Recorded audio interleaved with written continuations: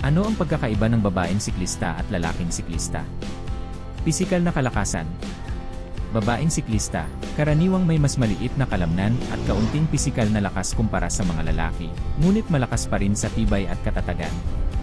Lalaking siklista, karaniwang may mas malaking kalamnan at pisikal na lakas, na nagbibigay ng kalamangan sa bilis at puwersa sa pagpedal.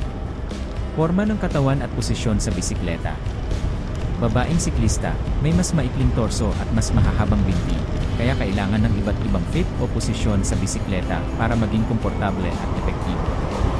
Lalaking siklista, karaniwang mas proporsyonado ang katawan sa mga standard na bisikleta, kaya mas madaling makahanap ng tamang fit. Tibay at pagtitiis.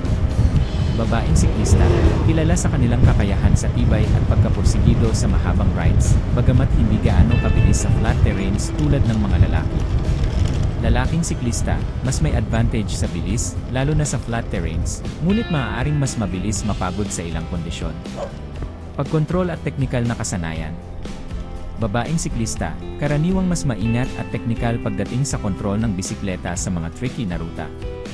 Lalaking siklista, mas agresibo minsan, lalo na sa mga downhill o sprinting na sitwasyon.